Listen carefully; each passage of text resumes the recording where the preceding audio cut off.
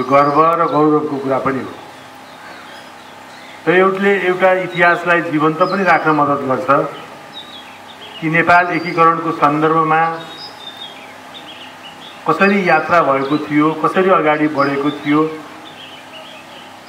तत्कालीन गोर्खाली राजा पृथ्वीनारायण शाहलाई गोर्खाली जनताले साथ दिएर नेपालको एकीकरणको यात्रालाई कसरी सफल बनाएको थियो, त्यो इतिहासलाई पनि यसले स्मरण गराउँछ। मैले सुरुमा पनि भने एउटा गोर्खाली, त्यसमा पनि पाण्डे, जसले यो नेपाल एकीकरणको यात्रामा पृथ्वीनारायण शाह सँगसँगै हिँडेर आफूलाई आफ्नो जीवन उत्सर्ग पनि गरे धेरै पाण्डेहरूले।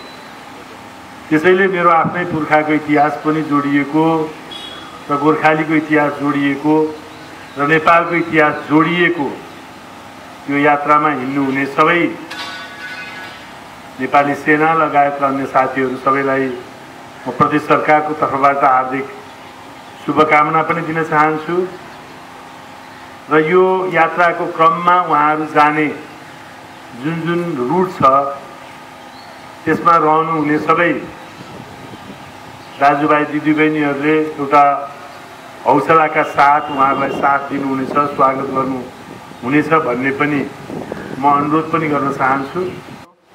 र उहाँले वीरगति प्राप्त गर्नुभयो र नेपालको अस्तित्वलाई बचाइराख्नु, त्यो एउटा वीर गाथाको अभियान अहिले नेपालको इतिहासमा अहिलेको पुस्तालाई, अहिलेका जनप्रतिनिधि, अहिलेका यहाँका युवाहरूलाई त्यो एउटा अनुभूति दिनका लागि, एउटा त्यसका प्रति, त्यो अभियानका प्रति सम्मान जगाउनका लागि यो गोर्खादेखि जितगढीसम्मको पैदल यात्रा विगत केही वर्षदेखि चलिआएको छ। यसमा नेपाली सेनाको सकल दर्जाका जो महानुभावहरू यो अभियानमा सहभागी हुनुहुन्छ, उहाँहरूलाई व्यास नगरपालिकामा म हार्दिक स्वागत गर्न चाहन्छु।